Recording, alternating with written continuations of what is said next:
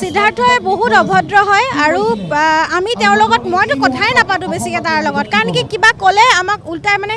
অভদ্ৰামীকে উত্তৰটো দিব কাৰণ কি সেইখিনি শুনিব মন নাই কাৰণে আমি তাৰ হাতৰ লগত কথাই পতা নাছিলোঁ যোনটো কথা পাতিব লাগে সেইটো পাতিছিলোঁ আৰু সিহঁতেও আমাৰ লগত ডিষ্টেঞ্চ মেইনটেইন কৰি আছিলে আমিও সিহঁতৰ লগত ডিষ্টেঞ্চ মেইনটেইন কৰি আছিলোঁ কাৰণ আগতে এনেকুৱা চিটুৱেশ্যন বহুত হৈছে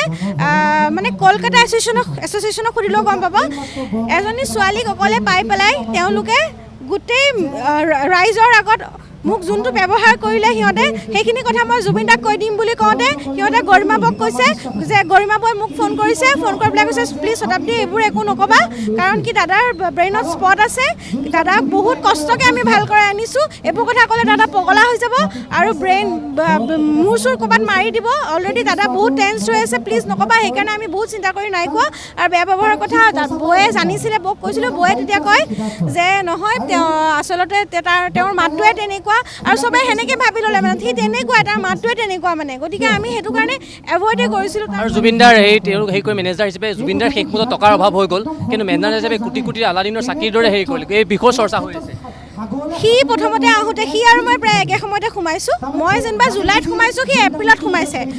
আৰু সি ৰেঞ্জাৰ চাইকেল এখন লৈ পেলাই আহিছিলে প্ৰথম এতিয়া সি প্ৰত্যেকটো ছিজনত সি এখন গাড়ী লয় ক'ৰ পৰা টকা পায় আৰু মই বহুত এটা কথা ডাঙৰ কথা গম পাইছোঁ দাদাই এটা ছিজন কৰাৰ পিছত 3.5 কোটি নে 4 কোটি এনেকুৱা পইচা পাইছে মানে নাজানো মই একজেক্টলি মই নাজানো এমাউণ্টটো কিমান পাইছে মুঠতে দাদাৰ পইচাটো সি মাৰোৱাৰীক দি পেলাই সি সেইটো 10 দিনমানৰ কাৰণে ৰাখিব দিয়ে আৰু সেইটো পইচা সি আৰু মানে সেইটোৰ পৰা পইচা লয় মানে 10 লাখকৈ সেনেকৈ মানে পইচা লয় সেইটোৰ পৰা পইচা লয় চানকাহে দাদাৰ পৰা পইচা লৈ পেলাই গাড়ী কিনে প্ৰগ্ৰেমত দিয়ে আমাকে দিয়া গাড়ী আকৌ দাদাৰ পৰাই পইচা লয় মানে মাছৰ তলেদি মাছ ভাজে মই জনাত তাৰ জিম এখনো আছে তাৰ জিম আছে তাৰ হোটেলৰ কথা এতিয়া মই নাজানো কি শুনি আছোঁ কিন্তু হোটেলৰ কথা শুনা মই চাকৰদাৰ পৰাহে গম পাইছিলোঁ ভিডিঅ'টোত কিন্তু দাদাৰ তাৰ জিম আছে তাৰ মাটি আছে তাৰ ফ্লেট আছে সি 2 জেগাত মাটি লৈছে ফ্লেট লৈছে 2টাকৈ আৰু সি কিমান কোটি টকা চাগে সি ৰাখি থৈছে সেইটো নাজানো কাৰণ কি দাদাই একো কথাই গম পোৱা নাছিল তাক ইমানে অন্ধভাৱে বিশ্বাস কৰিলে আৰু আমিতো একো নাজানোৱেই আমি তহঁতে একোৱেই নাজানো এনেকুৱা টাইপ কৰে তহঁতেতো আমাকতো বাটৰ লেতেৰা বস্তুৰ নিচিনা বিহেভ কৰিছিলে আমাক কিবা এটা আমি যদি খাওঁ যদি বেছিকৈ সেইটোতো আমাক হস্তক্ষেপ কৰে তহঁতে যে ইমান খাইছ যে কিহৰ কাৰণে বোলে ইমান নাখাবি এবাৰ মোৰ মনত আছে 5 ষ্টাৰ হোটেলত আমি আছিলোঁ ইমানে গালি পাৰিলে আমি লাষ্টত গৈ পেলাই সবতকৈ কম পইচা ভাত দালি ভাজি যদি অৰ্ডাৰ কৰোঁ বহুত পইচা হৈ যায় জানে আপোনালোকে 5 ষ্টাৰ হোটেলত গতিকে আমি আটাইতকৈ কম এটা পিজ্জা আছিলে সেইটো খাইছিলোঁ দাদাক সেইটো সময়ত কৈছিলোঁ দাদাই কৈছে তহঁতে পাগল নেকি তহঁতে কেলৈ এনেকুৱা কৰিছ তহঁতে যি মন যায় তাকে অৰ্ডাৰ কৰ কাৰণ আমি জানো দাদাক ক'ব নোৱাৰোঁ ভয় লাগে তাৰপিছত দাদাই খঙতে এগালমান বস্তু অৰ্ডাৰ কৰিছে যি মন যায় অৰ্ডাৰ কৰিছে যিমান ভাল বস্তু চব অৰ্ডাৰ কৰিছে পাঞ্চন আছে সেইটো সময়ত মোৰ এতিয়া নৰ্থ ইষ্ট ফেষ্টিভেললৈ গৈছিলোঁ দিল্লীলৈ মোৰ মনত আছে গতিকে এনেকুৱা কিছুমান ইনচিডেণ্ট আৰু মোৰতো এনেকুৱা চিটুৱেশ্যন হৈছে এবাৰ মই ছুইচাইড কৰিব লৈছিলোঁ মই এতিয়ালৈকে ক'তো কোৱা নাই এইটো কথা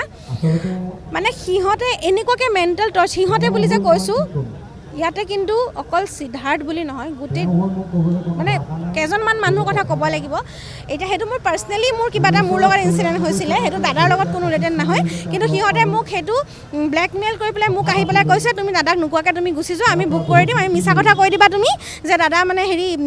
তোমাৰ কিবা ফেমিলি প্ৰব্লেম আছিল বুলি কৈ দিয়া তুমি বেণ্ডটো এৰি দিয়া তেনেকৈ মোক বহুতবাৰ বেণ্ডৰ পৰা ওলাব চেষ্টা কৰিছে কিন্তু মই দাদাক আজিলৈকে মই কৈছিলোঁ এতিয়া মই ওলাই যাম কিন্তু মই ওলাই যোৱাটো ডাঙৰ কথা নহয় কিন্তু মই দাদাক মিছা কথা কৈ কেতিয়াও নাযাওঁ মই দাদাক মিছা কথা আজিলৈকে কৈ পোৱা নাই মই নকওঁ মই সঁচা কথা কৈয়ে যাম আৰু তেতিয়া সিহঁতে কৈছে দেখিছ কিমান চালোঁ গতিকে এইটো তেনেকুৱা বহুত ইনচিডেণ্ট হৈছে মোৰ লগত গতিকে মই নিমাতে ইমান গান গাই আছিলোঁ একমাত্ৰ দাদাক ভাল পাওঁ কাৰণে আৰু দাদাই মোক বহুত ভাল পাইছিলে আপোনালোকেও জানে দাদাই মোক কলি বুলি মাতিছিলে মই ইমানেই বিচাৰি মোক কলি বুলিয়ে মাতক চবেই এতিয়া মানে মোক সেইটো নামেই মোৰ ভাল লাগে এতিয়া আগতে দাদাক খং কৰিছিলোঁ দাদা প্লিজ